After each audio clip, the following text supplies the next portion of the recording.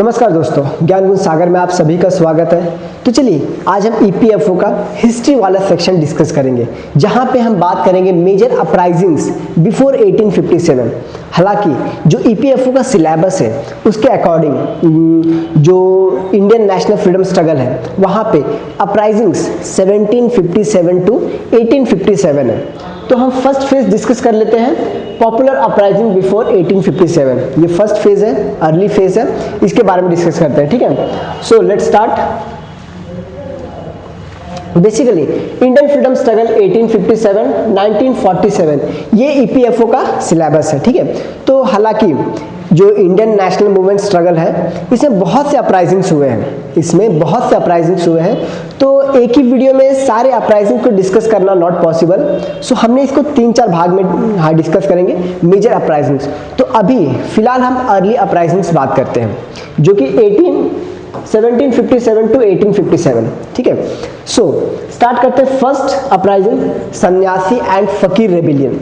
इसको सन्यासी एंड फकीर रेबिलियन क्यों बोला जाता है? बिकॉज सन्यासी एंड फकीर रेबिलियन इसमें मेजर हिंदू पॉपुलेशन भी इन्वॉल्व थे एंड मुस्लिम पॉपुलेशन भी इन्वॉल्व थे एंड इसमें विमेन भी इन्वॉल्व थी, बेसिकली देवी चौधरानी। तो हम इसमें लीडर्स की भी बात करेंगे। ठीक है, तो ये कब स्टार्ट हुआ था? 1770 में। ये डेट गलत है, 1770 में शुरू हुआ था। ठीक है, 1770 में देखिए बंगाल में एक मेजर फेमिन आया था। ठीक है, मेजर फेमिन आया था बंगाल में, जिसने लगभग 30 मिलियन से भी ज्यादा लोगों को मार दिया। ठीक है, इस फेमिन से 30 मिलियन से भी ज्यादा लोग मर गए और कितने घायल हुए उसकी तो डेटा भी नहीं है। ठीक है, उसके बावजूद अब ये समय देखो 1770, मतलब यहाँ पे अगर गवर्नर जनरल का सीरीज देखें तो ये किसका टाइम है? वॉरेन हेस्टिंग का। किसका टाइम है? वॉरेन हेस्टिंग का। ठीक है, वॉरेन हेस्टिंग। तो उसके बावजूद भी एक तो फेमिन है, ऊपर से वॉरेन हेस्टिंग ने यहाँ पे एक्स्ट्रा टैक्सेशन लगा दिया। ठीक है, एक्स्ट्रा टैक्सेशन लगा दिया। अब जो वहां के सन्यासी थे, मेजरली जो सन्यासी थे ना, जो मेजरली ये सन्यासी थे, ये सिर्फ पूजा पाठ नहीं बल्कि ये एग्रेरियन भी थे, मतलब खेती बाड़ी भी करते थे। तो इनको एग्रीकल्चर टैक्स देना पड़ता था। ठीक है, इनको एग्रीकल्चरल टैक्स देना पड़ता था। ठीक है, तो उसी के ऊपर टैक्स लगा दिया वॉरेन हेस्टिंग ने। अब सन्यासी लोग जैसे पागल हो गए कि यार एक तो हम इतने बड़े डिजास्टर से हम सामना किए हैं और उसके ऊपर वॉरेन हेस्टिंग ने टैक्स लगा दिया। अब ये सन्यासी लोकल पीजेंट्स को लेके ईस्ट इंडिया कंपनी है उसके खिलाफ विद्रोह कर दिया। ठीक है, अब विद्रोह कर दिया तो विद्रोह में क्योंकि सिर्फ सन्यासी को ही नुकसान नहीं हो रहा था, यहाँ पे अलग अलग जो विभाग के लोग थे उनको भी, जैसे मुस्लिम पीजेंट्स को भी नुकसान हो रहा था, तो मुस्लिम भी आ गए वहाँ पे। ठीक है, तो उन्होंने ब्रिटिशर्स के खिलाफ एक विद्रोह कर दिया, रिवोल्ट कर दिया। अब देखिए, अब रिवोल्ट में कौन कौन थे? मजनू शाह, भवानी पाठक, चिराग अली, मूसा शाह एंड देवी चौधरानी। ठीक है, अब ये जो रिवोल्ट था ये बहुत लंबा समय तक चला, ये रिवोल्ट बहुत लंबे समय तक चला। वॉरेन हेस्टिंग को इसे कंट्रोल करने में बहुत चैलेंजेस ये फेस करने पड़े। ठीक है, लेकिन eight the and because east India company जो ब्रिटिश है उनके पास लेटेस्ट टेक्नोलॉजी वेपन्स थे। ठीक है, उनके पास लेटेस्ट गन थे। ठीक है, तो बेसिकली ये जो रिवोल्ट था ये सबड्यू हो गया। ठीक है, बट यहाँ पे इंपॉर्टेंस ये आता है कि यहाँ पे हिंदू मुस्लिम दोनों मिलकर लड़ रहे थे, विमेन पार्टिसिपेशन भी था। तो इसी के ऊपर जो अपने बंकिम चंद्र चट्टोपाध्याय इन्होंने एक नॉवेल लिखा। क्या लिखा? आनंद मठ। ठीक है, आनंद मठ, जिसमें सन्यासी रेबेलियन के बारे में बताया गया है। नेक्स्ट इन्होंने एक और लिखा, देवी चौधरानी, जो कि फर्स्ट विमेन पार्टिसिपेशन के बारे में ग्लोरीफाई कर रहे हैं कि कैसे विमेन भी पार्टिसिपेट कर रहे थे अर्ली रिवोल्ट्स में। ठीक है, तो ये था सन्यासी रिवॉल्यूशन। यहाँ पे आप टाइम देख सकते हो। ठीक है, समय, लीडर्स कौन कौन थे, कहाँ पे हुआ? बंगाल में हुआ था, जैसे कि मैंने बताया ईस्टर्न इंडिया, बंगाल में फेमिन आया था। ठीक है, उसके बाद early resistance against British revenue policy ही था ना, क्योंकि वॉरेन हेस्टिंग ने एक्स्ट्रा टैक्स लगा दिया था उस वाले रीजन पे। ठीक है, so policies after Bengal famine 1770। So हम नेक्स्ट रिवोल्ट की बात करते हैं। Okay, so Chuar revolt. देखिए चुआर बेसिकली, चुआर रिवोल्ट कहाँ पे बताऊं, ये जो अपना मिदनापुर वाला रीजन है ना, और छोटा नागपुर का रीजन जो ये उसके बीच में जो पड़ता है, वहाँ पे जो बंगाल और मिदनापुर वाला रीजन है, ये अपना इंडिया, ठीक है, ये अपना छोटा नागपुर रीजन और ये अपना बंगाल। तो इस वाले रीजन में बेसिकली, इस वाले रीजन में बेसिकली मिदनापुर, पुरुलिया, ये वाले रीजन चुआर रहते थे। चुआर बेसिकली भूमिज कम्युनिटी थे। कौन थे ये? भूमिज कम्युनिटी, ठीक है। अब देखिए, अब ये चुआर लोगों का जो लोकल जमींदार थे, ये लोग यूज करते थे, use in the sense atrocities नहीं, बट नॉट ऑल जमींदार, सारे जमींदार बुरे नहीं होते थे उस समय। तो कुछ जमींदार इन चुआर्स को काम भी देते थे, ठीक है, लोकल जो भी काम रहता था वो देते थे, अपने फील्ड में काम करवाते थे और सैलरी भी ठीक ठाक देते थे, ठीक है। नेक्स्ट क्या हुआ ना, अब टाइम देखो 1798, मतलब ये क्या है, यहाँ पे सब्सिडरी अलायंस का टाइम है, ठीक है। कौन? लॉर्ड वेलेस्ली आया हुआ है, सब्सिडरी अलायंस का टाइम है। तो और ये कहाँ पे है? बंगाल वाले रीजन में, ठीक है, सब्सिडरी अलायंस वहाँ पे साइन हो चुका है। अब यहाँ पे एक और चीज होता है, आपने 1793 का, क्योंकि देखिए मैं टाइम पीरियड भी बताते जा रहा हूँ और उसके साथ उस समय कौन गवर्नर जनरल था मैं ये भी बताते जा रहा हूँ। इस समय कौन था? लॉर्ड वेलेस्ली था। कौन था? वेलेस्ली, ठीक है, वेलेस्ली था। अब 1793 में जो कॉर्नवालिस रहता है, ठीक है, वॉरेन हेस्टिंग, उसके बाद लॉर्ड कॉर्नवालिस आता है, कॉर्नवालिस के बाद भी ये अपना हेस्टिंग आता है, फिर अपना वेलेस्ली आता है, उसके बाद और आते रहते हैं। उसके बाद देखिए 1793 में जो कॉर्नवालिस था, लॉर्ड कॉर्नवालिस था, उसने परमानेंट सेटलमेंट नाम का चीज लेके आया था। परमानेंट सेटलमेंट, परमानेंट सेटलमेंट, जिसमें जमींदार्स को जमींदारी करने के लिए बोला जाता था कि तुम यहाँ का टैक्स कलेक्ट करोगे और टैक्स कलेक्ट करके हमको 11 में से 10 पोर्शन हमें दोगे और 1 पोर्शन तुम अपने पास रखोगे उस एरिया का एडमिनिस्ट्रेशन के लिए। देख रहे हो कितना कम है, लेकिन उसके बावजूद भी कभी कभी 10 से भी ज़्यादा बढ़ जाते थे कि हमें और रेवेन्यू दो। कौन बोलता था? ईस्ट इंडिया कंपनी बोलती थी जमींदार्स को, हमें और रेवेन्यू दो। अब वहीं पे जो भी वहाँ के जितने भी जो जमींदार थे, जो अच्छे जमींदार थे, वो बोले देखिए सर ईस्ट इंडिया कंपनी हम आपको इतना नहीं दे पाएंगे, क्योंकि देख रहे हो आप परमानेंट सेटलमेंट लागू हो चुका है। जो बंगाल वाला रीजन है ये ब्रिटिश के कंट्रोल में है, बंगाल, बिहार। आपने battle of Buxar, battle of Plassey ये सुना होगा, जहाँ पे ब्रिटिशर्स को रेवेन्यू कलेक्शन का राइट्स मिल जाता है, ठीक है। 1757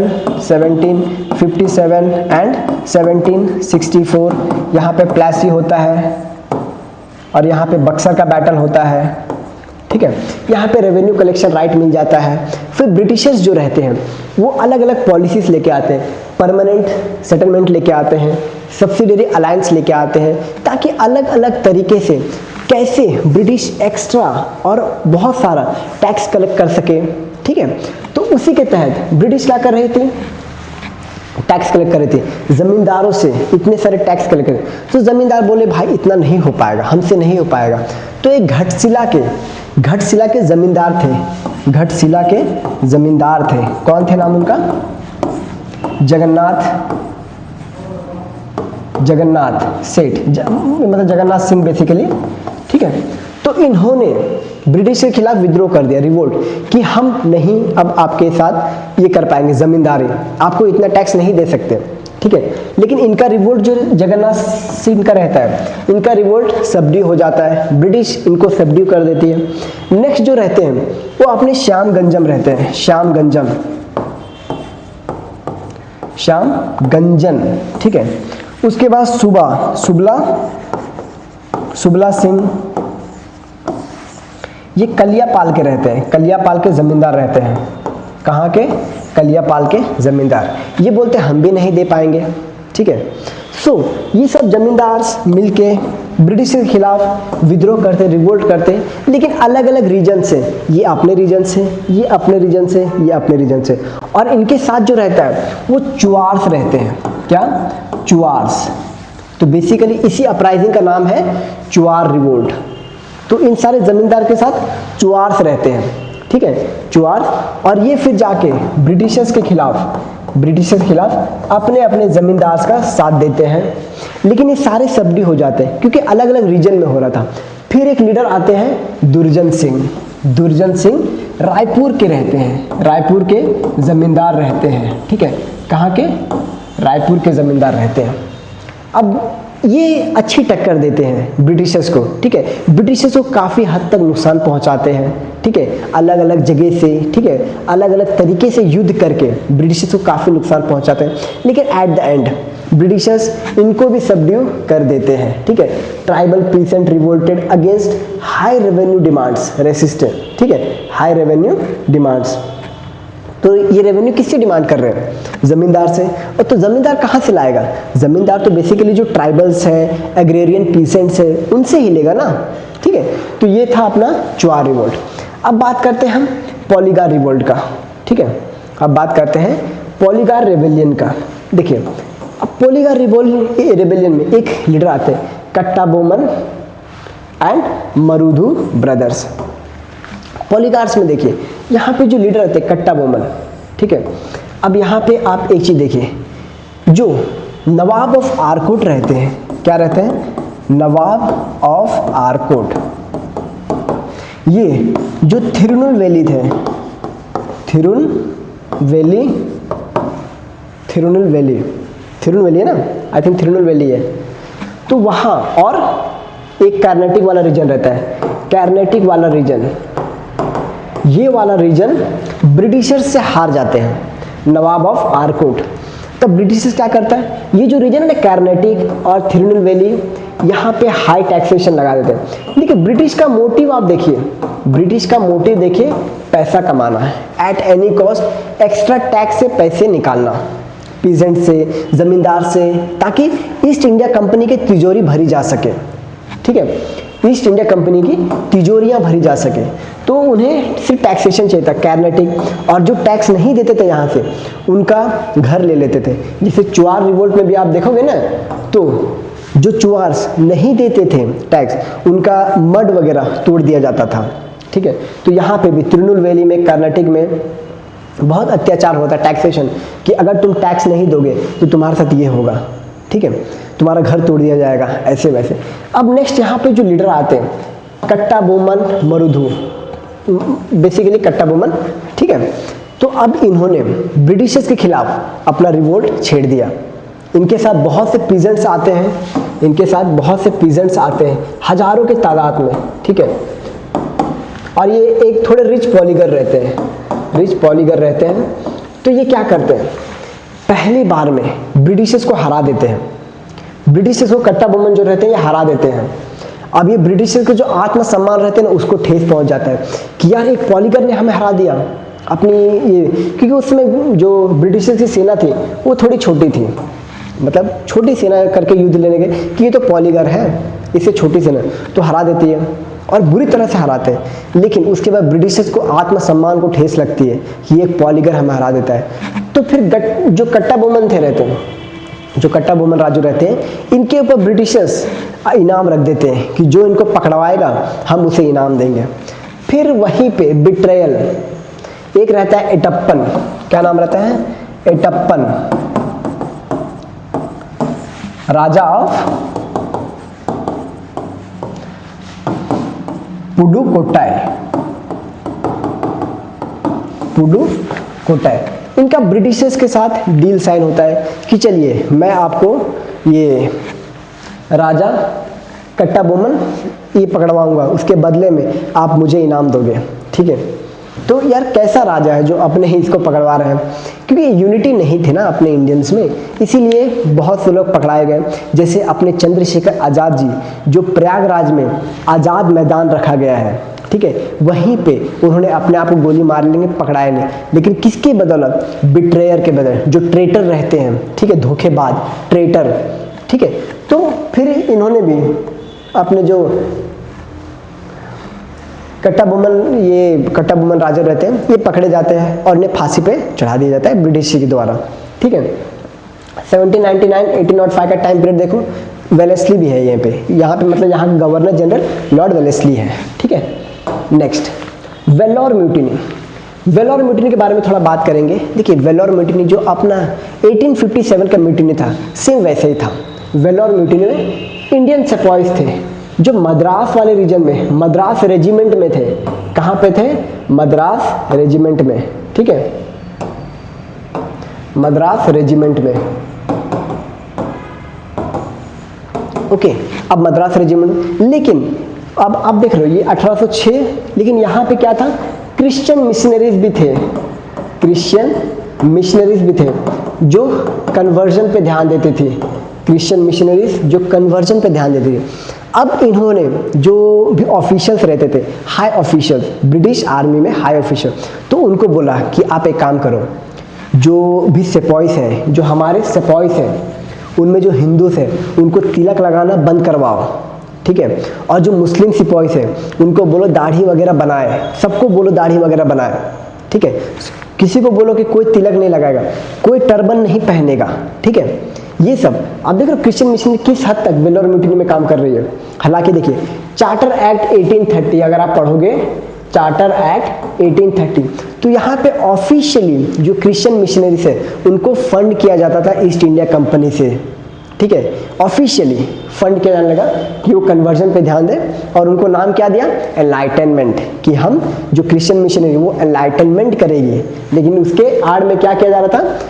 कन्वर्जन किया जा रहा था क्रिश्चियन मिशनरी। सो ठीक है, क्रिश्चियन मिशनरी वेल्लोर म्यूटिनी में। अब यहाँ पे जो सेपॉइस थे उनकी जो धार्मिक आस्था थी उनको हर्ट हो गया, ठीक है। जो तिलक लगाते थे हिंदू, वो बोले कि यार ये तो हमें ये तिलक लगाने नहीं दे रहे। दूसरी बात ये थी ना, जो हिंदू मुस्लिम सब थे उनको अलग कैप पहनाने जाने लगा, टर्बन नहीं, कोई ये बोलते ना टर्बन ये नहीं पहनेगा, ठीक है, जो पगड़ी रहती थी कोई पगड़ी नहीं पहनेगा, उसकी जगह पे ऑफिसर्स को अलग कैप पहना जाता, टोपी पहना जाता था, और वो टोपी किससे बना रहता था? चमड़े का, लेदर टोपी बना रहता था, ठीक है, लेदर कैप। और वो जो लेदर था वो किससे बनता था? जो अपना पॉक रहता है, पिग रहता है ना, पिग और गाय, इनके लेदर से बनाया जाता। ये भी धार्मिक आस्था को चोट थी, ठीक है। अब इन्होंने म्यूटिनी छेड़ दिया तमिलनाडु में, अर्ली मिलिट्री म्यूटिनी, प्रीकर्सर 1857, ठीक है, वेल्लोर म्यूटिनी। फिर उसके बाद जो भी रहता है हाई ऑफिसर बोलता है काम करो, ये सब बंद करो वरना हमारे खिलाफ ही छोड़ देंगे। तो वेल्लोर म्यूटिनी में क्या करते हैं? थोड़ी छूट दे देते कि आपको जो पहनना है पहनो, टर्बन पहनना पहनो, ठीक है। फिर ये वाला म्यूटिनी शांत हो जाता है। तो हमने क्या देखा?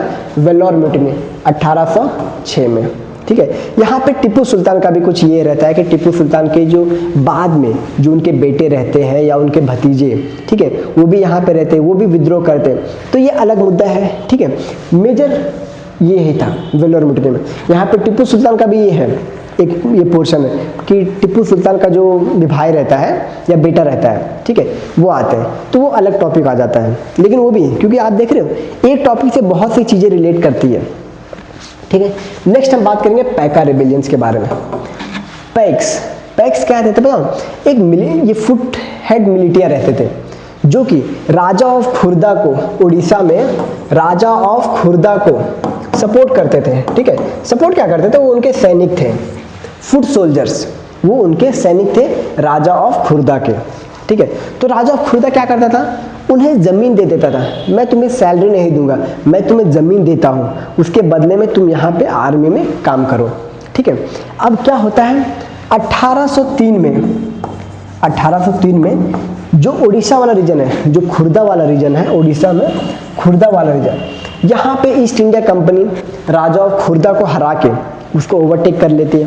फिर वहाँ पे जो उसके पॉलिसीज है, सब्सिडरी अलायंस, परमानेंट सेटलमेंट, ये सब लागू करते हैं। और जो ज़मीनें रहती है ना, जो पैक्स को दिया हुआ रहता है, जो ज़मीनें पैक्स को दिया हुआ रहता है कि आप यहाँ पे खेतीबाड़ी करो और हमें यहाँ पे मिलिट्री में सेवा करो, ठीक है। तो वहाँ पे क्या करने लगे ब्रिटिशर्स वहाँ पे भी टैक्स लगाने लगे। ब्रिटिश क्या बोले कि हमें टैक्स दो, जो ज़मीन तुम्हें दी गई है हमें उसके ऊपर टैक्स दो। अब पैक्स बोले यार हम तो इंडिपेंडेंट थे ना, अब ये आके हमसे टैक्स मांग रहे हैं। तो अब जो पैक्स थे वो बोले हमसे तो नहीं हो पाएगा। तो वहाँ पे एक लीडर आते हैं बख्शी जगबंधु, जो कि वहाँ पे मिलिट्री हेड रहते हैं, कहाँ के? राजा ऑफ खुर्दा के मिलिट्री हेड रहते हैं, कौन? Bakshi Jagabandhu, military head. ये बोलते हैं कि ये तो ज़्यादा हो रहा है, ठीक है। हराने के बाद भी, उनको हराने के बाद भी, राजा और खुर्दा को हराने के बाद भी सब्सिडी अलायंस साइन करते हैं। मतलब राजा तो है लेकिन वो नॉमिनल राजा, मेन जो अथॉरिटी है वो मेन ब्रिटिश के पास है। तो राजा ऑफ खुर्दा का जो बख्शी जगबंधु मिलिट्री लीडर था, ठीक है, बोलते ना सेनापति, इन्होंने बोला कि ये तो ज़्यादा हो रहा है, ब्रिटिशर्स अब हमारे इंटरनल मैटर में घुस रहे हैं, हमारे इंटरनल मैटर में घुस रहे हैं। जो हमने पैक्स को ज़मीन दिया था उसको कब्जा करके उस पर टैक्स लगा रहे हैं। तो अब इन्होंने बोला कि हमें इनके खिलाफ विद्रोह करना पड़ेगा। तो बख्शी जगबंधु जी ने ब्रिटिशर्स के खिलाफ रिवोल्ट किया, ठीक है। रिवोल्ट देखिए चला लेकिन एट द एंड हार गए, ठीक है। 1817 आप इसका टाइम पीरियड देखो, यहाँ पे क्या थर्ड एंग्लो मराठा वॉर भी चल रहा है। 1870s में थर्ड एंग्लो मराठा वॉर भी चल रहा है। मैं टाइम पीरियड खाली बताते जा रहा हूँ, ठीक है। नेक्स्ट, उसके बाद पिंडारी का स्ट्राइप्स है यहाँ पे, ठीक है। हेस्टिंग टू यहाँ का गवर्नर जनरल है, हेस्टिंग टू, ठीक है। अब कित्तूर रिवोल्ट में आते हैं, कहाँ पे हुआ है? कर्नाटका में हुआ है कित्तूर रिवोल्ट। अब देखिए कित्तूर रिवोल्ट पे एक क्वेश्चन है, ठीक है, मैं आपको बताऊंगा क्वेश्चन। यहाँ पे जो रानी चेन्नम्मा रहती ना, रानी चेन्नम्मा, ये यहाँ की रानी रहती है। अब ये वाला आपको डॉक्ट्रिन ऑफ लैप्स से रहेगा, जैसे रानी लक्ष्मीबाई का स्टोरी था ना, वैसे रानी चेन्नम्मा का स्टोरी है। रानी लक्ष्मीबाई 1856 के आसपास, इस समय जो रिवोल्ट ऑफ 1857 है, यहाँ पे 1856 के समय भी उनको सेम टू सेम यही कंडीशन का सामना करना पड़ता है। तो सेम टू सेम जो रानी लक्ष्मीबाई का स्टोरी है, ये इनका भी रानी चेन्नम्मा का है, ठीक है। अब यहाँ पे देखते हैं कि क्या होता है। डॉक्ट्रिन ऑफ लैप्स तो ऑफिशियली 1854 में आता है, 1848 में आता है, लेकिन उससे पहले जो ब्रिटिशर्स थे वो डॉक्ट्रिन ऑफ लैप्स फॉलो कर रहे थे, ठीक है। इसमें क्या होता है कि जो अगर कोई लीगल हायर नहीं है ना किसी राजा का, कोई अपना बेटा नहीं है, जो उत्तराधिकारी बोलते हैं, गद्दी का उत्तराधिकारी, तो वो जो राज्य है उसको ब्रिटिश अपने कब्जे में ले लेंगे। अब यहाँ पे जो रानी चेन्नम्मा थे, उनका कोई लीगल हायर नहीं था, मतलब अपना कोई सुपुत्र नहीं था, तो उन्होंने बच्चे अडॉप्ट किए थे, एक को अडॉप्ट किया था, तो उसको लीगल हायर मानने को ब्रिटिशर्स तैयार नहीं, बोलते अब आपके इसमें कोई लीगल हायर नहीं है, मतलब आपकी जो राज्य है वो हमारी होती है। तो अब ये क्या होता है, रानी चेन्नम्मा विद्रोह कर देते हैं कि कैसे तुम मेरी ज़मीन कैसे ले सकते हो। तो इन्होंने ब्रिटिशर्स के खिलाफ 1854 के आसपास रिवोल्ट कर देते हैं, ओके। क्योंकि यहाँ पे जो ये रानी चेन्नम्मा के जो पति रहते हैं ये भी मर जाते हैं इस समय तक, ठीक है। तो इनका कोई लीगल हायर नहीं रहता है। So revolt against doctrine of lapse, female led resistance, यहाँ पे इनका जो साथ देता है कौन होता है? रायन्ना होते हैं, गुरु सिद्धप्पा होते हैं, दो लोग होते हैं। तो इसी के ऊपर यूपीएससी ईपीएफ में क्वेश्चन था। कौन सा क्वेश्चन था? ये रहा क्वेश्चन, देखो आप पढ़िए इस क्वेश्चन को। Who among the following was a companion of freedom fighter Rani Chennamma of Kittur and continued the fight against British after Rani captured by the British in 1824? कौन रहता है? हमने किसका नाम पढ़ा यहाँ पे? रायन्ना पढ़ा ना हमने? रायन्ना है, रायन्ना देख रहे हो? रायन्ना, रायन्ना, ठीक है। सो ऐसे पीवाईक्यूज पूछा जाता है, ठीक है। तो हमने ये भी डिस्कस कर लिया। अब इंडिगो रिवोल्ट के बारे में बात करते हैं। इंडिगो रिवोल्ट, अब देखिए 1859-60 यहाँ पे क्या है? लॉर्ड कैनिंग है, और यहाँ 1857 का रिवोल्ट हो चुका है, 1857 का रिवोल्ट हो चुका है। अब ये कहाँ पे हो रहा है पता है? ये बंगाल में हो रहा है। आपने 3 काठिया सिस्टम सुना है? 30/20 के जमीन में आपको क्या लगाना पड़ेगा? इंडिगो लगाना पड़ेगा, इंडिगो। और यहाँ पे जो ब्रिटिश प्लांटर्स रहते थे ना, ब्रिटिश प्लांटर्स, ये फोर्स करते थे, किसको फोर्स करते थे? जो वहाँ पे पीजेंट, कि आपको इतने पोर्शन में 20 के 3 में आपको इंडिगो लगाना पड़ेगा, नहीं तो आपके ऊपर एट्रोसिटीज होगा, एक्स्ट्रा टैक्सेशन लगेगा, हम आपको मारेंगे, ठीक है। कौन बोल रहा है? इंडिगो, ये ब्रिटिश प्लांटर्स बोल रहे हैं। जो प्लांटर्स रहते हैं ना, जो इंडिगो का उसमें बहुत डिमांड था, डाई में मतलब कपड़े कलर करने वगैरह में बहुत डिमांड था। ठीक है। तो इसी के ऊपर फिर अपना इंडिगो रिवोल्ट होता है कि हम नहीं करेंगे, हम इतना नहीं करेंगे, क्योंकि अगर ये कर रहे हैं तो आप हमारे ऊपर एक्स्ट्रा टैक्सेशन लगा रहे हो, हमें टैक्स में कुछ रिलीफ नहीं दे रहे हो, ठीक है, हमें टैक्स में रिलीफ नहीं दे रहे हो, और ऊपर से हमें बॉन्डेड लेबर बना रहे हो, बॉन्डेड लेबर बना रहे हो। क्योंकि देखिए बॉन्डेड लेबर कैसे, ये जो ब्रिटिश प्लांटर्स रहते थे ना, ये जो पीसेंट रहते थे, जो खेती बाड़ी करते थे किसान, उन्हें लोन देते थे कि ये काम करो, ये पैसे लो लोन की तरफ से, हाई इंटरेस्ट पे, भले ही हाई इंटरेस्ट पे ये लोन लो, इससे इंडिगो खरीदो और करो, हमें इंडिगो बेचो सस्ते में और हमारा इंटरेस्ट दो महंगे में। तो ये बॉन्डेड लेबर बन गए, क्योंकि इंटरेस्ट नहीं दे पा रहे थे और जो लोन दिया था वो भी नहीं चुका पा रहे थे। तो ये क्या बने, यहाँ पे बन गए बॉन्डेड लेबर। क्या बन गए, ये बॉन्डेड लेबर बन गए, ठीक है। उसके बाद देखा कि यार ये ब्रिटिशर्स तो नहीं सुन रहे, 1857 के रिवोल्ट के बावजूद नहीं सुन रहे, तो क्या हुआ इसके बाद, इसके बाद यही फिर दिगंबर बिश्वास एंड विष्णु विश्वास दोनों ने मिलकर ब्रिटिशर्स के खिलाफ जो 3 काठिया सिस्टम था, इसको क्या बोलते हैं, 3 काठिया सिस्टम, 3 काठिया सिस्टम, इसके खिलाफ विद्रोह कर दिया, ठीक है। सो लेटर ये जो विद्रोह है ये कम हो जाता है अपने आप, क्योंकि सबको पता रहता है कि अब ब्रिटिशर्स ये वो नहीं रहे, ठीक है, ब्रिटिशर्स 1857 के रिवोल्ट के बाद। लेकिन हाँ, यहाँ पे भी ब्रिटिशर्स जो रहते हैं वो थोड़े कम कर देते हैं, ठीक है, जो बॉन्डेड लेबर है इसमें कम कर देते हैं, क्योंकि बहुत बड़ा रिवोल्ट हो जाता है ना, ठीक है, और ऊपर से 1857 का रिवोल्ट भी चल रहा है। यहाँ पे गवर्नर जनरल, ठीक है, अब ये वाइसरॉय बन जाता है, क्या बन जाता है, वाइसरॉय।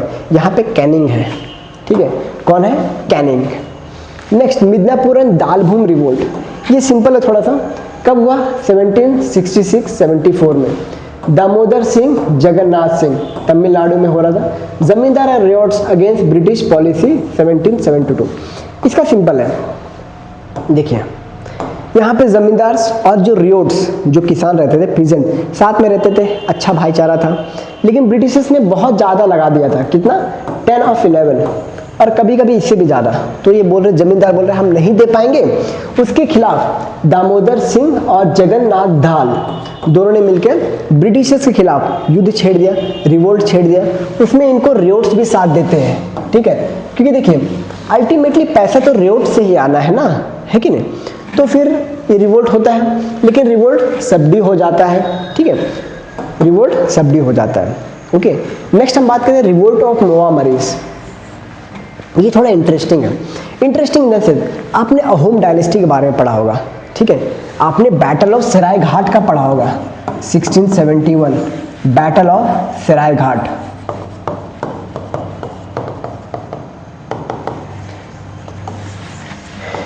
इसमें एक लीडर था, आप मुझे उसका नाम कमेंट करो, ठीक है, बैटल ऑफ सराय घाट कौन लीडर लड़ा था, आप उसका नाम कमेंट करो मुझे, ठीक है। नेक्स्ट बात करते हैं रिवोल्ट ऑफ मोआमरियास, ठीक है, 1769-1805। यहाँ पे क्या था ना, जो अहोम के राजा थे ना, अब वो अत्याचारी राजा बन गए थे। पहले जब तो ये जो अहोम के राजा थे ये बहुत अच्छे रहते थे, ठीक है, लेकिन एक राजा आता है, ठीक है, समथिंग 1769 में, 1769 में एक राजा आता है, लक्ष्मी नाम रहता है, ठीक है। वो राजा बहुत ही अत्याचारी था, अहोम डायनेस्टी का था, वो बहुत ही अत्याचारी था, ठीक है। पीजेंट्स के ऊपर बहुत टैक्स लगाता था, ब्रिटिश तो लगाते थे, ये भी लगा रहे हैं। अब वहाँ के लोग देखे कि यार हमारा राजा ही अत्याचारी है, ब्रिटिशर्स उधर अत्याचार कर रहे हैं।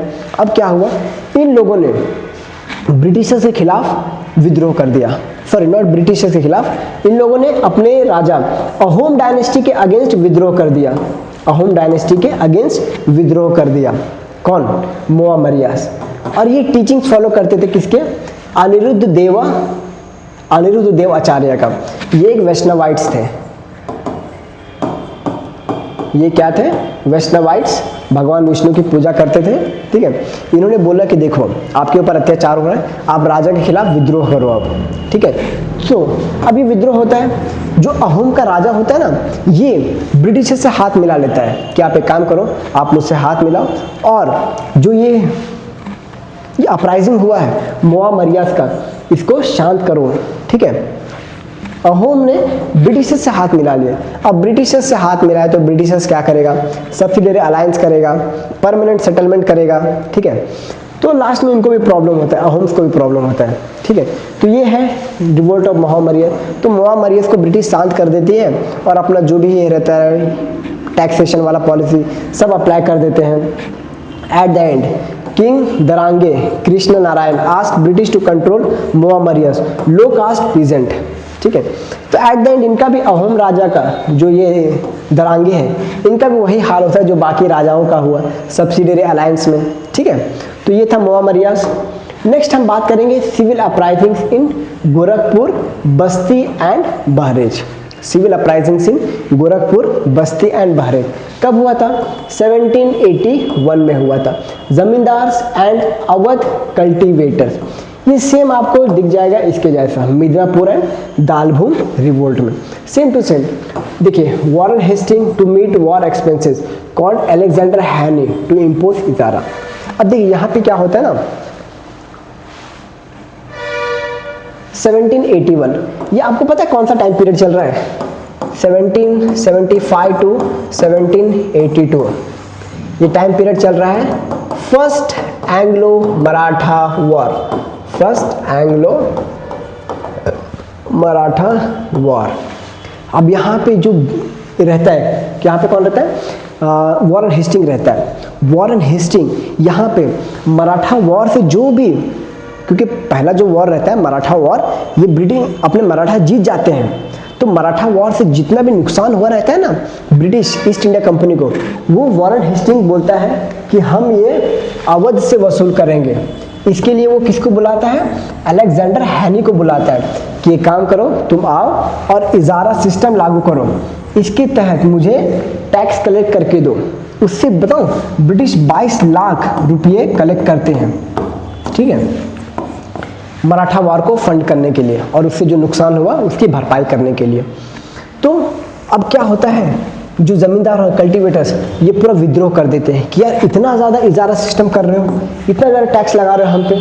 अब और कल्टीवेटर्स दोनों मिलके ब्रिटिश के खिलाफ ये युद्ध छेड़ देते हैं। अब क्या होता है कि अलेक्जेंडर हैनी को रेजिग्नेशन देना पड़ता है कि इतना बड़ा जो ये रिवोल्ट हुआ, अपराइजिंग हुआ है, इसको हम तो नहीं कर पाएंगे। वॉरेन हेस्टिंग को भी बोला जाता है कि आप ये क्या कर रहे हो, इतना ज़्यादा रिवोल्ट हो रहा है। फिर ये रिवोल्ट शांत होता है, ठीक है। जो ये है इसको निकाल दिया जाता है, मतलब ये यहाँ पर रिजाइन कर देता है। वॉरेन हेस्टिंग फिर जो इजारा सिस्टम है उसको बंद कर देता है कि इससे उल्टा बहुत से नुकसान हो चुका है, नुकसान से बहुत बदनामी हो चुकी है, ठीक है। तो ये हुआ। अब रिवोल्ट ऑफ राजा विजयनग्राम, यहाँ पे देखेंगे टाइम पीरियड क्या है? 1794। आनंद गजापति राजू, गजापति राजू, ठीक है। कहाँ पे होता है? आंध्र प्रदेश। ब्रिटिश बिड्रे टू राजा गजपति राजू। अब यहाँ पे देखिए, यहाँ पे जो नॉर्थन सरकार होता है, एक ट्रेवनकोर आता है। देखिए मैं आपको नॉर्थन सरकार का मैप दिखाता हूँ, ठीक है।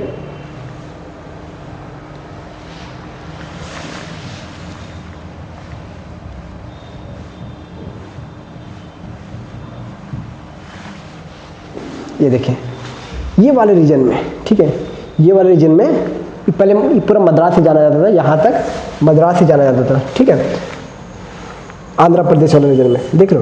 तो नॉर्थन सिरकाल वाला रीजन था ये अपना क्या है? नॉर्थन सिरकाल वाला रीजन है, ये आंध्र प्रदेश है।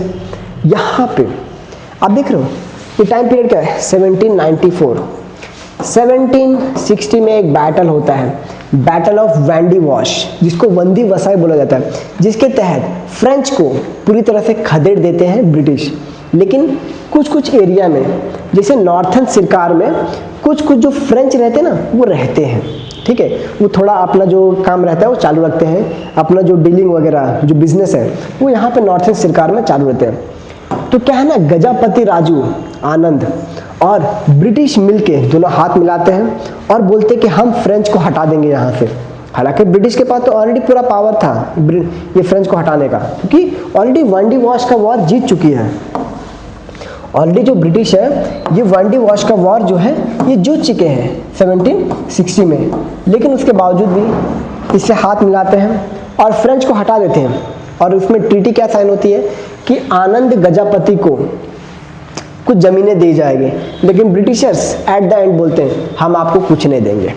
उल्टा आप जो रहते हो यहाँ पे, जो इनके बेटे रहते हैं, जो इनके बेटे, क्योंकि ये मर जाते हैं, ये ब्रिटिशर्स को बोलने जाते हैं कि भाई ये काम करो, जो हमने हाथ मिलाया था, डील साइन हुआ था, उसके बाद आप मुझे जो भी हमारी डील हुई थी, आप मुझे जो रीजन है नॉर्थन सिरकार वाला, वो रीजन मुझे दो।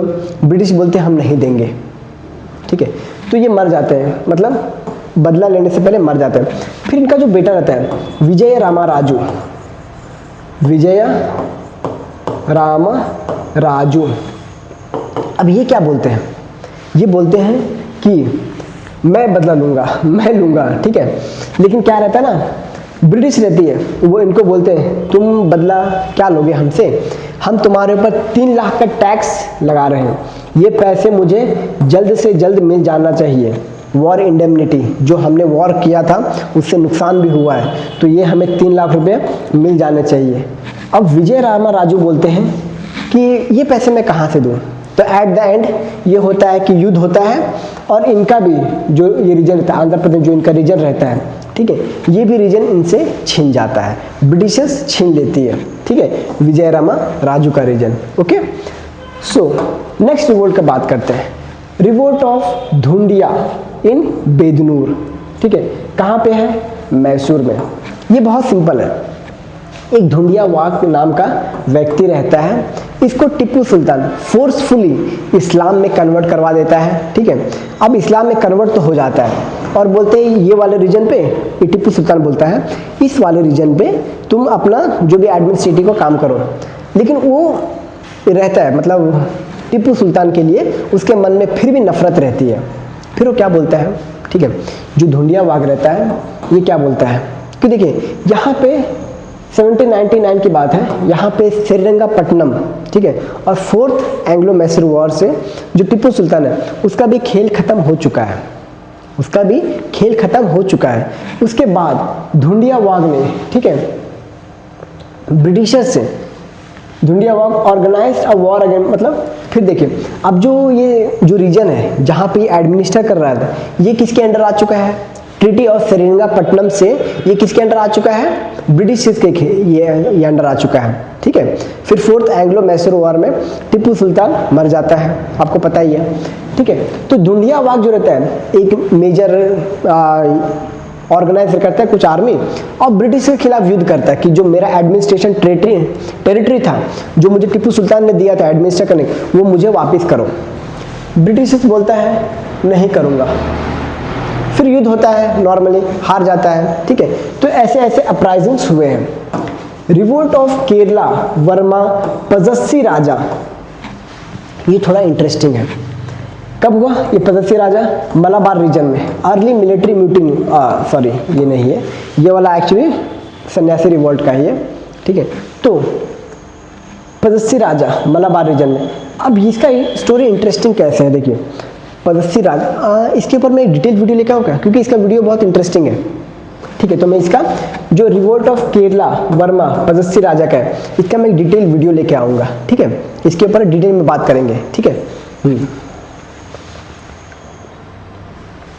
चलिए, सिविल रिबेलियन इन अवध, यहाँ पे जो वजीर अली रहता है, इसका ये रहता है यहाँ पे अवध में, Wazir Ali Khan and British relation got sour and he got replaced by his uncle, इसका नाम क्या रहता है, सादत अली खान टू, सादत अली खान टू।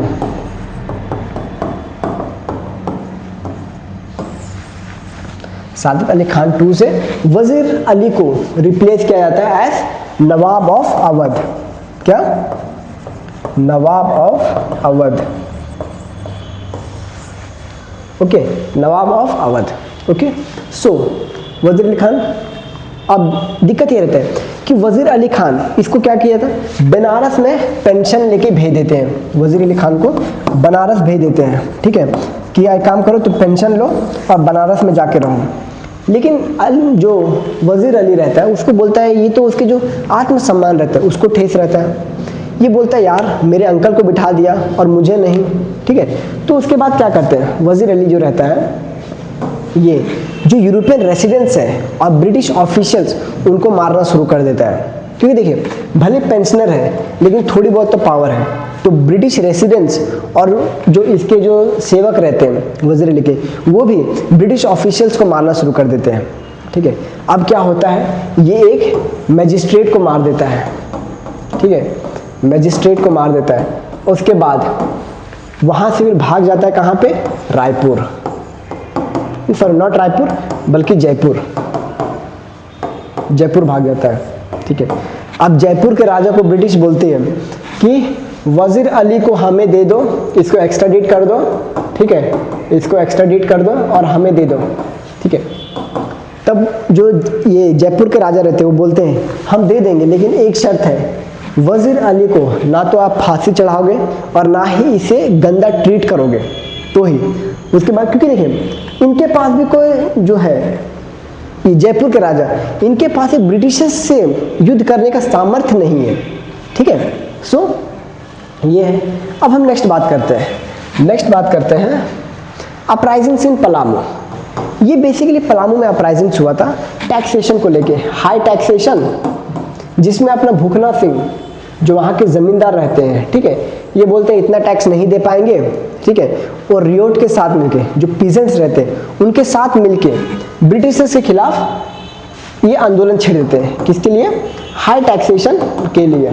ठीक है, बस इसमें यही है। झारखंड में हुआ था agrarian landlord and feudal system was complicated and Bhukhan Singh rose in rebellion, कि जस्ट इतना टैक्स हम नहीं दे सकते, बस वही कारण था। एट द एंड ब्रिटिश इसको भी सबड्यू कर देती है। ठीक है, so next, this was the last. Okay, so धन्यवाद दोस्तों, ये हमारा कुछ ट्राइबल इवेंट्स था। ओके, हमने कुछ ट्राइबल्स, उसके साथ सन्यासी रिवोल्ट भी हमने थोड़े बात किए, पीजेंट रिवोल्ट भी बात किए हमने, जहाँ पे हमने इंडिगो रिवोल्ट देखा।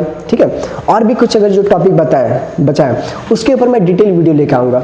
नेक्स्ट वाले जो पार्ट रहेंगे उसमें मैं डिटेल वीडियो लेके आऊँगा। ठीक है, अलग से, क्योंकि हमें ये जो पार्ट्स हैं, जो ट्राइबल रिवोल्ट्स है या फिर रिवोल्ट है, ये रिवोल्ट बिफोर 1857, इसके ऊपर मैं डिटेल वीडियो लेके आऊँगा। 3 या 4 पार्ट में हम इसको डिस्कस करेंगे, क्योंकि बहुत से रिवोल्ट्स हैं। ठीक है, धन्यवाद दोस्तों।